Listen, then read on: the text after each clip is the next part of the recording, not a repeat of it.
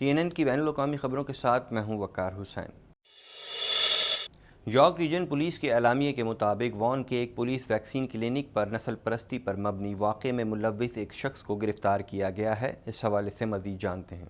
York region police کے اعلامیے کے مطابق وان کے ایک ویکسین کلینک پر نسل پرستی پر مبنی واقعے میں ملوث ایک شخص کو گرفتار کیا گیا ہے۔ پولیس کے مطابق ایک 53 سالہ شخص نے کلینک پر آ کر ایک سیاہ فام شخص کو برا بھلا کہا اور حملہ کرنے کی کوشش کی، جبکہ سیکیورٹی حکام اور ملازمین پر تھوکنے کی بھی کوشش کی، جس پر وہاں موجود لوگوں نے پولیس کو طلب کر لیا۔ پولیس کی جانب سے کہا گیا ہے کہ واقعہ جون کے آغاز میں پیش آیا، جبکہ ملزم کو گزشتہ جمعرات کو گرفتار کیا گیا تھا۔ پولیس حکام کا کہنا ہے کہ شہری ایسے بھی واقعے کی حوصلہ شکنی کریں اور نفرت اور تعصب پر مبنی ایسے کسی بھی واقعے پر شہریوں کو چاہیے کہ وہ فوری طور پر پولیس سے رابطہ کریں۔ اونٹیریو نے کیوبیک اور مینیٹوبا کے ساتھ بین الصوبائی سرحد عبور کرنے کی پابندیاں ختم کر دیں۔ اونٹیریو کی کیوبیک اور مینیٹوبا کی مشترکہ سرحد پوری طرح سے دوبارہ کھل گئی ہے۔ مزید جانتے ہیں اس رپورٹ میں۔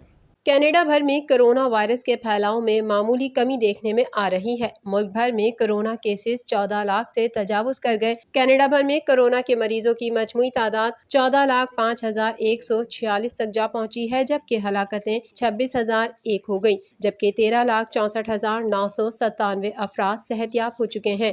اونٹیریو صوبے میں کرونا کیسز کی تعداد سب سے زیادہ ہے۔ صوبے بھر میں کرونا وائرس سے متاثر ہونے والوں کی تعداد 5,40,810 تک جا پہنچی ہے، جبکہ ہلاکتوں کی تعداد 8,986 ہے۔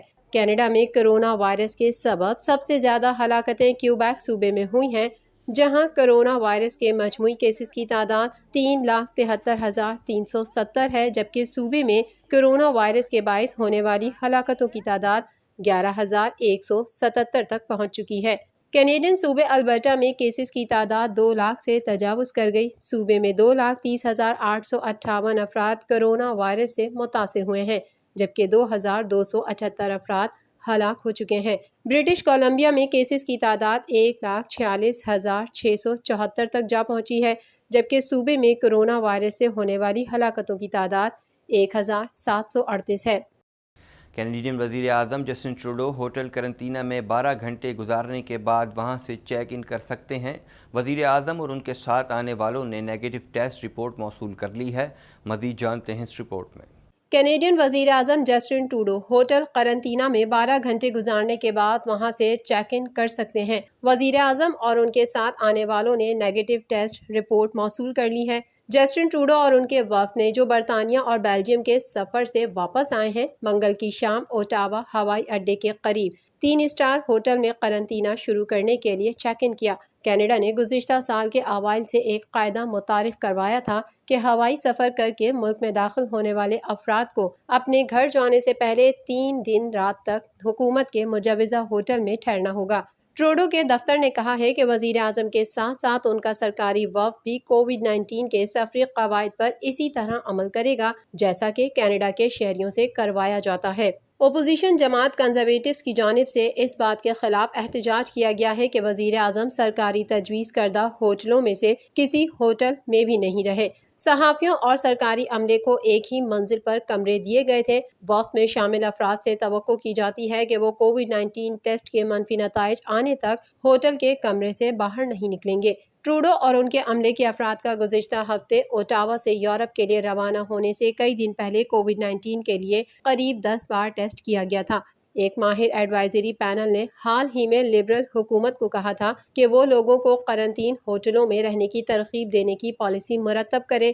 ٹروڈو کے دفتر کا کہنا ہے کہ وہ وبائی صورتحال کے دوران بیرون ملک سے واپس آنے والے کینیڈا کے عوام کے لیے صحت عامہ کے قواعد اور مشوروں پر عمل کریں گے، وہی اہلکار اور صحافی بھی جو بیرون ملک بھی گئے تھے۔ ایئر کینیڈا نے کووڈ-19 وبا کے درمیان اپنی پروازیں منسوخ کرنے کے بعد صارفین کو فوری رقم کی واپسی میں ناکامی پر 25.5 ملین امریکی ڈالر جرمانہ حاصل کرنے کے لیے امریکی محکمہ نقل و حمل کے اقدام کے خلاف لڑنے کا اعلان کیا ہے۔ اس حوالے سے مزید جانتے ہیں۔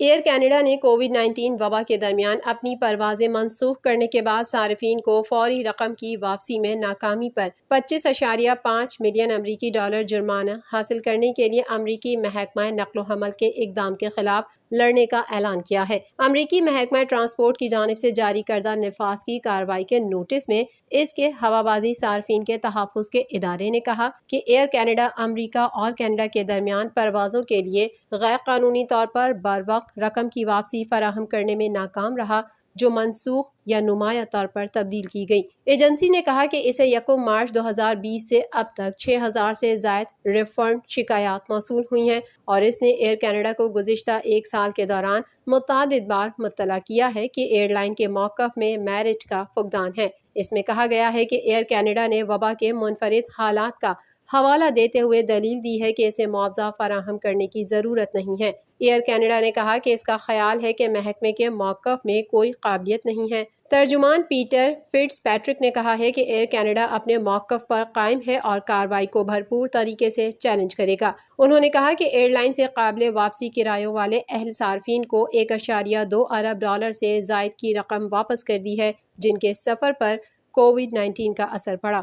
ایئر کینیڈا نے اپریل میں کینیڈا کی حکومت کی جانب سے 5.9 ارب ڈالر تک مالیت کا مالی پیکیج ملنے تک ناقابل واپسی ٹکٹ واپس کرنے سے انکار کر دیا تھا، جس میں ان ٹکٹوں کی واپسی کے لیے غیر محفوظ کریڈٹ سہولت میں تقریباً 1.4 ارب ڈالر تک شامل تھے۔ ایجنسی نے ایک رپورٹ میں کہا کہ اس غیر قانونی عدم واپسی پالیسی نے صارفین کو نمایاں نقصان پہنچایا اور دیگر ایئر لائنز کی قیمت پر ایئر کینیڈا کو فائدہ پہنچایا، جو امریکی قانون کی تعمیل کرتی تھی۔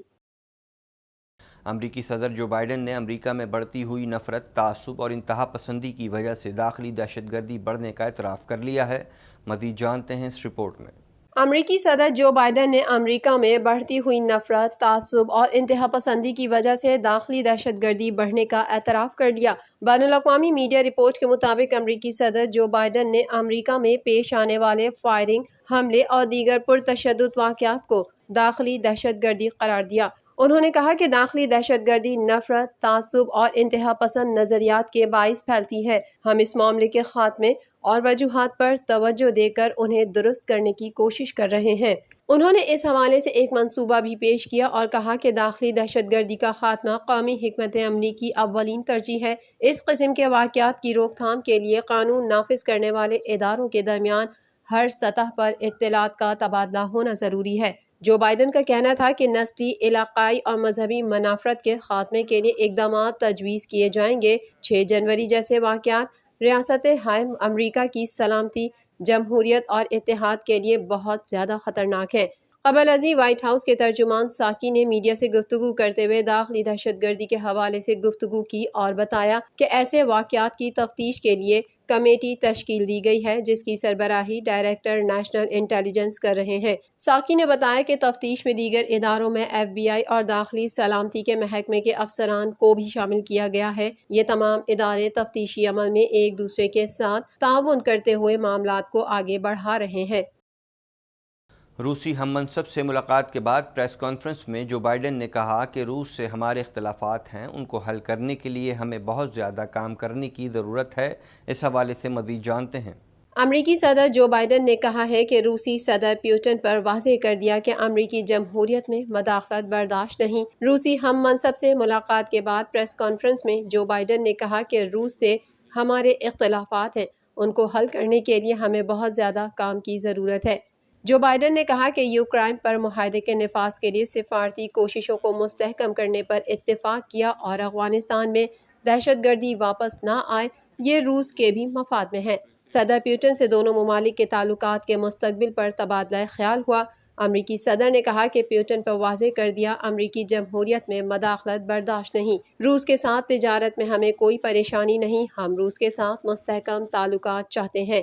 ان کا کہنا تھا کہ صدر پیوٹن سے بات چیت اچھی اور مثبت رہی۔ نہیں لگتا کہ صدر پیوٹن امریکہ کے ساتھ سرد جنگ چاہتے ہیں، تاہم امریکہ میں پیوٹن کی جانب سے انسانی حقوق پر تنقید مضحکہ خیز ہے۔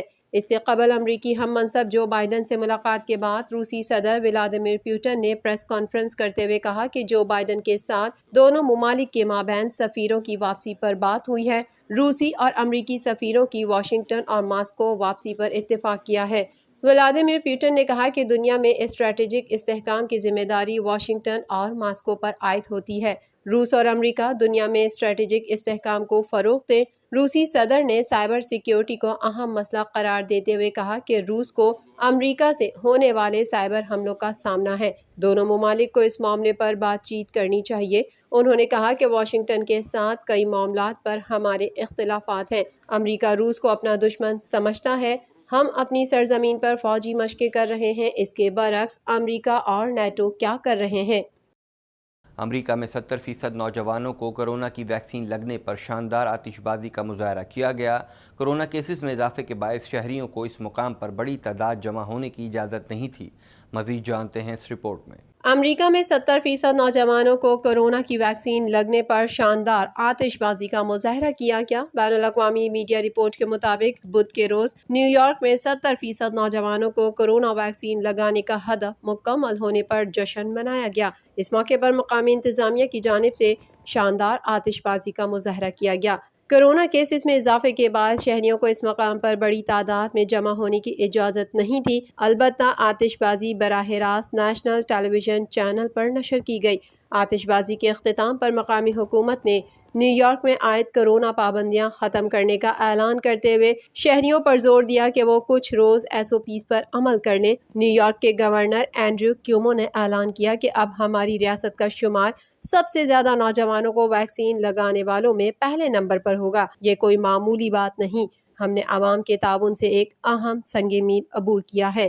انہوں نے بتایا کہ 30% شہریوں میں 12 سے 17 سال تک کی عمر کے بچے ہیں جنہیں فی الحال ویکسین فراہم کرنے کا فیصلہ نہیں کیا گیا۔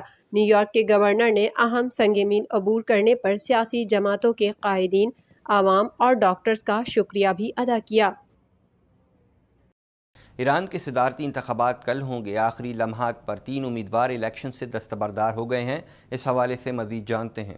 ایران کے صدارتی انتخابات کل ہوں گے۔ آخری لمحات پر 3 امیدوار الیکشن سے دستبردار ہو گئے۔ غیر ملکی میڈیا کے مطابق اعتدال پسند عبد الناصر ہمتی کا 3 قدامت پسندوں سے مقابلہ ہے۔ قدامت پسند ابراہیم رئیسی صف اول کے امیدوار ہیں۔ ایران کے سپریم لیڈر آیت اللہ خامنہ ای نے عوام پر زور دیا ہے کہ وہ ہر صورت ووٹ کا حق استعمال کریں۔ ایران میں 13ویں صدارتی انتخابات میں رجسٹرڈ ووٹرز کی تعداد 59 ملین سے زائد ہے، جبکہ 72,000 پولنگ اسٹیشن قائم کیے جانے کی اطلاعات ہیں۔ دنیا بھر میں کرونا وائرس سے متاثرہ افراد کی تعداد 17,78,27,792 تک جا پہنچی ہے، جبکہ اس موذی وائرس سے اموات 38,49,288 ہو گئیں۔ مزید جانتے ہیں اس رپورٹ میں۔ دنیا کا کوئی خطہ کرونا وائرس کی موذی وبا سے محفوظ نہیں۔ اس کی تیسری لہر کے دوران مریضوں اور اموات میں مسلسل اضافہ جاری ہے۔ دنیا بھر میں گزشتہ 24 گھنٹوں کے دوران کرونا وائرس کے 3.5 لاکھ سے زائد نئے کیسز سامنے آئے ہیں، جبکہ 9,000 سے زائد کرونا مریض موت کے منہ میں پہنچ گئے۔ دنیا بھر میں کرونا وائرس سے متاثرہ افراد کی تعداد 17,78,27,792 تک جا پہنچی ہے، جبکہ اس موذی وائرس سے اموات 38,49,288 ہو گئیں، جبکہ 16,23,38,441 کرونا مریض صحت یاب ہو چکے ہیں۔ کرونا وائرس کے کیسز اور اس سے اموات کے اعتبار سے 10 سر فہرست ممالک میں 33 کروڑ سے زائد آبادی کا حامل امریکہ تاحال پہلے نمبر پر ہے، جہاں اس وائرس سے اب تک 6,16,150 افراد موت کے منہ میں پہنچ چکے ہیں، جبکہ اس سے بیمار ہونے والوں کی مجموعی تعداد 3,43,65,985 ہو چکی ہے۔ 1 ارب سے زائد آبادی والا ملک بھارت کرونا وائرس کے مریضوں کی تعداد کے حوالے سے دوسرے نمبر پر ہے، جہاں اس وائرس سے 3,81,931 ہلاکتیں ہو چکی ہیں، جبکہ اس سے متاثرہ 2,97,313 مریض سامنے آ چکے ہیں۔ کرونا وائرس کے مریضوں کی تعداد کے حوالے سے ممالک کی اس فہرست میں برازیل تیسرے نمبر پر ہے، تاہم یہ اموات کے حوالے سے فہرست میں دوسرے نمبر پر ہے، جہاں اس جان لیوا وائرس سے 4,93,837 ہلاکتیں ہو چکی ہیں، جبکہ اس کے متاثرہ مریضوں کی تعداد 1,76,29,714 ہو گئی۔ فرانس میں کرونا وائرس کی وبا سے مجموعی اموات 1,10,578 ہو چکی ہیں، جہاں اس کے اب تک کل کیسز 57,47,647 رپورٹ ہوئے ہیں۔ ترکی میں کرونا وائرس سے اموات 48,950 تک جا پہنچی ہیں، جبکہ کیسز 53,48,249 ہو چکے ہیں۔ کورونا وائرس سے روس میں کل اموات 1,27,576 ہو گئیں، جبکہ اس کے مریضوں کی تعداد 52,49,990 ہو چکی ہے۔ سعودی عرب اسی فہرست میں 44ویں نمبر پر پہنچ چکا ہے، جہاں کورونا وائرس سے اب تک کل اموات 7,621 رپورٹ ہوئی ہیں، جبکہ مملکت میں کورونا مریضوں کی تعداد 4,68,414 تک جا پہنچی ہے۔ 3 برس قبل موٹر سائیکل پر پاکستان میں داخل ہونے والی کینیڈین بلاگر روزی گیبریل نے پاکستان کے سیاحتی مقامات کو کچرے سے آلودہ کرنے کے خلاف آواز اٹھائی ہے۔ مزید جانتے ہیں اس رپورٹ میں۔ 3 برس قبل موٹر سائیکل پر پاکستان میں داخل ہونے والی کینیڈین بلاگر روزی گیبریل نے پاکستان کے سیاحتی مقامات کو کچرے سے آلودہ کرنے کے خلاف آواز اٹھائی ہے۔ گلگت بلتستان میں واقع وادی ہنزا، جو اپنی خوبصورتی کے باعث سیاحوں کی توجہ کا مرکز بنی ہوئی ہے، ان دنوں کچھ مسائل کا شکار ہے۔ ہنزا، جسے مقامی افراد کی جانب سے بہت زیادہ پسند کیا جاتا ہے، کو شہری علاقوں میں رہائش پذیر افراد کی جانب سے چھٹیوں کے لیے ایک بہترین جگہ کے طور پر بھی دیکھا جاتا ہے۔ تاہم وادی ہنزا میں آلودگی کے مسائل اس وقت سامنے آئے جب حال ہی میں وہاں ایک میوزک فیسٹیول کا انعقاد ہوا تھا۔ کینیڈین ولاگر روزی گیبریل اس وقت وادی ہنزا میں ہیں اور کچھ مقامی افراد نے وہاں موجود کچرے اور آلودگی سے متعلق اپنے خدشات ان سے بیان کیے اور امید کا اظہار کیا کہ وہ ان کی مدد کے لیے اپنے پلیٹ فارم کا استعمال کریں گی۔ اس حوالے سے انہوں نے انسٹاگرام پر کچھ تصاویر اور اسکرین شاٹس پر مشتمل ایک طویل پوسٹ شیئر کی اور اسے نارتھ کو صاف رکھنے کا نام دیا۔ کینیڈین ولاگر کی پوسٹ میں میوزک فیسٹیول میں جانے والے افراد کی جانب سے آلودگی پھیلانے کی تصاویر اور مقامی افراد کے ساتھ گفتگو کے اسکرین شاٹس شیئر کیے۔ مقامی افراد کی جانب سے سیاحوں کی جانب سے بےہودگی اور آلودگی پھیلانے کی شکایات کی گئی۔ انہوں نے شکایت کی کہ کس طرح وادی ہنزا میں سیاح فحاشی اور منشیات کلچر پھیلا رہے ہیں۔ مقامی افراد کا کہنا تھا کہ ان چیزوں کو فن و تفریح کی آڑ میں پھیلایا جا رہا ہے اور انہیں اپنی اقدار کے متاثر ہونے کا خطرہ درپیش ہے۔ انہوں نے پاکستان کے شمالی علاقوں کے سفر سے متعلق اپنا تجربہ بھی بیان کیا اور کہا کہ وہ مقامی سیاحوں سے پریشان ہوئی تھیں اور انہیں دیگر مقام تلاش کرنے پڑے تھے۔ روزی گیبریل نے کہا کہ مقامی افراد کو سیاحوں کا استقبال کرنا اچھا لگتا ہے، لیکن انہیں یہ سب پسند نہیں۔ انہوں نے کہا کہ مقامی افراد میوزیکل ایونٹس اور ورکشاپس کا خیر مقدم کرتے ہیں، لیکن اب جو ہو رہا ہے اسے ثقافت کے لیے خطرہ سمجھا جا رہا ہے۔ خیال رہے کہ روزی گیبریل 2018 میں پاکستان آئی تھی اور اس وقت ان کا کہنا تھا کہ وہ تمام خدشات اور لوگوں کے روکنے کے باوجود پاکستان آئی ہیں اور وہ یہاں کے 40 مقامات کی سیر کر کے دنیا کو پاکستان کی خوبصورتی دکھائیں گی۔ کینیڈین ولاگر اور سیاح خاتون نے بعد ازاں لاہور، قصور، ملتان اور گوادر سمیت شمالی علاقہ جات کا بھی سفر کیا تھا اور انہوں نے وہاں جا کر ویڈیوز بھی بنائی تھیں۔ روزی گیبریل تقریباً 14 ماہ پاکستان میں رہیں اور بعد ازاں انہوں نے سوشل میڈیا پوسٹ کے ذریعے اسلام قبول کرنے کا اعلان بھی کیا تھا۔ ممبئی ہائی کورٹ نے بالی ووڈ اداکارہ کنگنا رناوت کی پاسپورٹ تجدید کی فوری سماعت سے انکار کر دیا ہے۔